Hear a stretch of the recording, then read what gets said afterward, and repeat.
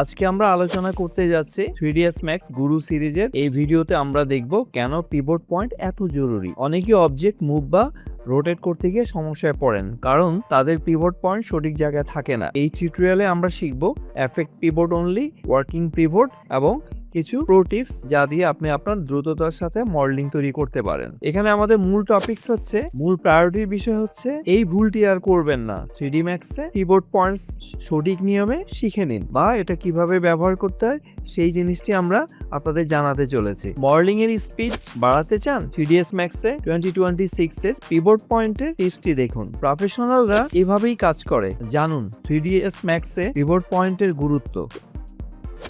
Welcome to IT Guru. IT গুরুতে স্বাগতম।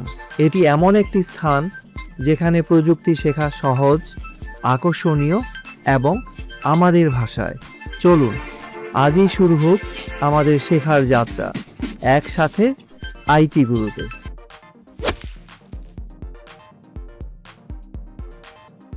এখন আমরা প্রথমে আমাদের জানতে হবে পিভট পয়েন্ট কি এবং সেটা কেন ব্যবহার করা হয়। ধরুন এই যে সিনে আপনারা এখানে তিনটা অবজেক্ট দেখছেন, আমি যদি এটাকে একটু বড় করে দেখাই, ধরুন এই দুটো হচ্ছে একটা ওয়াল, মাঝখানে হচ্ছে একটা ডোর। হ্যাঁ, তো এটা আমি কিভাবে এঁকেছি সেটা একটু আপনাদের দেখিয়ে দেই। আমি ফার্স্ট একটা বক্স আঁকলাম, ধরুন এখান থেকে নিয়ে এরকম একটা দেয়াল তৈরি করবো এই টাইপের। পরে আমি এটাকে একটু ডুপ্লিকেট করে নিই। এটা খুব সোজা, শিফট প্রেস করে ফ্রন্টে ক্লিক করলেই আপনাকে এখানে জিজ্ঞেস করবে কয়টা কপি করবেন। আমি দুটো দিয়েছি, এখানে জাস্ট এরকম একটা দেয়াল তৈরি হলো। আমি এটাকে দরজা হিসাবে ব্যবহার করতে চাই। এখন যদি আমি এটাকে রোটেট করি, এটা স্লাইডিং ডোরের মতো মুভ করছে। কিন্তু আপনি যদি এরকম না চান, নর্মালি যে দরজাগুলো এখানে দুটো কবজার মতো থাকে, এখান থেকে এটা রোটেট করবে, কিন্তু এখন এটা ওর পিভটে আছে। তো আমি যদি ধরুন এটাকে প্রপার মানে এই যে রোটেট করার জন্য প্রপার পিভট পয়েন্টস বা কোঅর্ডিনেটটা সেট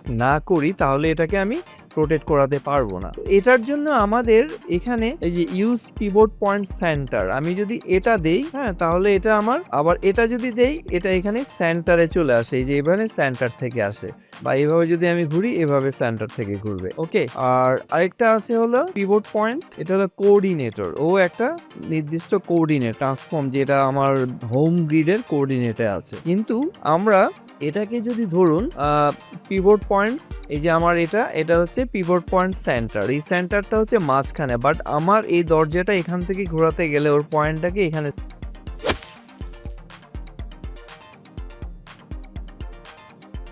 তাহলে আমি সেটাকে কিভাবে সেট করব? সেটাকে সেট করতে গেলে আমাকে চলে যেতে হবে হায়ারার্কি মেনুতে। এই হায়ারার্কি মেনুতে এই যে আমাদের এফেক্ট পিভট অনলি, আমি এই বাটনটা প্রেস করব। এই বাটনটা প্রেস করলে দেখুন ওর এই যে গিজমোটা আছে, এটা স্ট্রাকচারটা চেঞ্জ হয়ে যায় এবং মুভ টুলস এর সাহায্যে আমি এটাকে পরিবর্তন করতে পারবো অবজেক্টের কোনো, মানে অবজেক্টের স্থানান্তর ছাড়াই। অবজেক্টের কোনো পজিশনের পরিবর্তন হবে না, শুধু এই পয়েন্টটা চেঞ্জ হয়ে যাবে। শুরুতে আমি এটাকে কি করি, কনভার্ট, এই যে এখানে সেন্টার টু অবজেক্ট, এই পিভট পয়েন্টটাকে ফার্স্ট টাইম এর সেন্টারে নিব, একদম অন্য যে কোনো জায়গায় থাকলে সেন্টার কোঅর্ডিনেট অবজেক্টের। এরপরে আমি যেটা করব, এই পয়েন্টটা ধরে এটাকে আমি এই যে একদম মাঝখানে নিয়ে নেব। এই পয়েন্টটাকে ভিউতে যেতে চাই, ধরুন এই যে ভিউটা আমরা দেখছি, এই ভিউতে এটাকে আমি এই যে ঠিক একদম সেন্টারে রাখবো, যাতে এটা একদম সেন্টার বরাবর থাকে। প্রত্যেকটা ভিউতে মিলিয়ে নিব। ওকে, দেন এবার আসছি, আমি এটাকে আমি এখান থেকে ধরে নিচে নামাবো, বা মাঝখান থেকে আমি এখানে আমি রাখতেও পারি, এখানে রেখে আমি কাজটা করতে পারি, কোনো সমস্যা নেই। তো দরজার কবজাগুলো হয় এই পাশে বসবে, নাহলে উপরে বা নিচে থাকে। তো আমি ধরুন এটা সেন্টারই রাখলাম। আমি যদি একটু জুম করে দেখি জিনিসটাকে, জুম করে যদি দেখি যে আমার পিভটটা ঠিক কোন জায়গায় আছে, এটা প্রপার জায়গায় নাই, আমি ঠিক এই কোঅর্ডিনেট বরাবর ওকে সেট করে দিচ্ছি। ঠিক আছে, আচ্ছা, এখন আমি যেটা করব, এফেক্ট পিভট অনলি যেই বাটনটা আছে ওটাকে ইনঅ্যাক্টিভ করে দিব, তাহলে এই পিভটটা এখানে সেন্টার হলো। এখন আমি যাব রোটেট টুলে। রোটেট টুলে গিয়ে যদি আমি এটাকে ঘুরাই, দেখুন দরজার মতো খুব সুন্দর করে এটা প্রপারলি রোটেট হচ্ছে। আশা করি আপনারা জিনিসটা সহজে বুঝতে পেরেছেন। আর যদি আমি স্লাইডিং ডোর করতে চাই, যেটাকে স্লাইডিং আকারে আমি করাবো, সেক্ষেত্রে আমাকে আবার এফেক্ট পিভট অনলি এখানে দিয়ে অবজেক্ট সেন্টারে করে দিলেই হবে এবং এটাকে আমি অফ করে দিব। অফ করে দিয়ে আমি যদি এটা ঘুরাই, মাঝখান থেকে এটা এরকম স্লাইডিং না এরকম রোটেট ডোর হিসাবে থাকবে। ঠিক আছে, এরকম এইভাবে সে স্লাইড করবে বা রোটেট করবে।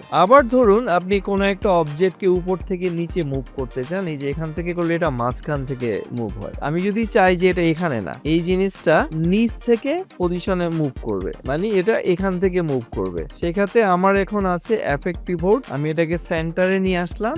এবার মুভ টুলের সাহায্যে আমি ওকে এই যে এই কোঅর্ডিনেটে রেখে দিব। এখন যদি আমি এই রোটেট টুলে যাই এবং এটাকে অফ করে দিই বাটনটা, এটা অফ করতে ভুলবেন না, এটা অ্যাক্টিভ থাকবে কিন্তু কাজ করবে না। এখন যদি আমি রোটেট করি দেখবেন এটা সুন্দরভাবে ঘুরে গেছে। এই কারণে আমরা যে কোনো অবজেক্টকে যদি আমরা যদি একটু ঘুরিয়ে দেখাই, দেখেন পারফেক্ট কর্নার গুলো একদম সোজা আছে। হ্যাঁ, যে কোনো দিকে আমরা যদি রোটেট করাতে চাই আমাদেরকে অবশ্যই প্রথম যেটা করতে হবে ওর পিভট পয়েন্ট সেট করতে হবে, যেটা গ্রাফিক্সের অন্য সফটওয়্যারগুলোতে বলা হয় অ্যাঙ্কর পয়েন্টস। ঠিক আছে, এইটাই হচ্ছে আমাদের মূলত পিভট পয়েন্টের কাজ। সাধারণত রোটেটিং এর জন্য আমাদের এই জিনিসটা ব্যবহার করার প্রপার ওয়েতে যদি আমি রোটেট করতে চাই তাহলে ওর কোঅর্ডিনেট আমাকে আগে মানে ওর পিভট পয়েন্ট আমাকে প্রথমেই সেট করতে হবে। ঠিক আছে, তো আমরা আবার আগের জায়গায় ওকে নিয়ে যাই, সেন্টার দিয়ে দিই এবং ওকে আমি মুভ করে ওকে নিয়ে যাচ্ছি এই পয়েন্টে। ঠিক আছে, এখন আমি এটাকে অফ করে দিলাম, এই যে এটাকে অফ করে দিব। তারপর যদি আমি রোটেট করি তখন দেখবেন ও এই যে এই পয়েন্ট, এই যে কর্নার পয়েন্ট থেকে রোটেট করছে। তো এইভাবে আমরা পিভটের কাজগুলো করব। ওকে, এইভাবে আপনি আপনার ওকে পজিশন সেট করে নেবেন। তো পিভটিং হচ্ছে বেস্ট। এই যে আবার সুন্দর আগের মতো হয়ে গেল। এরকম জিনিস আমরা যে কোনো আর্কিটেকচারাল ডিজাইনের জন্য আমাদের প্রচুর পরিমাণে ব্যবহার করতে হতে পারে, স্পেশালি অবজেক্টকে প্রপারলি রোটেট করার ক্ষেত্রে। যেমন একটা ফ্যানকে ঘোরাতে গেল আপনার সেন্টার কোঅর্ডিনেট থেকে ওকে মুভ করাতে হবে। তো আশা করি ভিডিওটি আপনাদের ভালো লেগেছে। ভালো না লাগলেও কমেন্টস করে জানিয়ে দিবেন এবং আপনাদের মূল্যবান মতামত আমরা কমেন্টসে অপেক্ষা থাকি। আর অবশ্যই লাইকস এবং শেয়ার তো থাকছি। তো ঠিক আছে, সবাই ভালো থাকুন। শিখতে ভালো লেগেছে তাহলে একটা লাইক দিন। আপনার একটি লাইক আরো অনেককে সাহায্য করতে পারে। আপনার মতামত, প্রশ্ন বা নিজের টিপস থাকলে কমেন্টে জানাতে ভুলবেন না। আপনার কথা শুনতে আমার ভালো লাগে। যদি আপনি বিশ্বাস করেন যে শেখা মানেই ক্ষমতায়ন, তাহলে সাবস্ক্রাইব করুন এবং বেল আইকনটি অন করে নিন। চলুন এমন একটা ভবিষ্যৎ গড়ি যেখানে প্রযুক্তি সবার জন্য শেখার সুযোগ তৈরি করে। ভিডিওটি শেয়ার করুন এমন কারোর সাথে যে শিখতে চায়। চলুন একসাথে এগিয়ে যাই।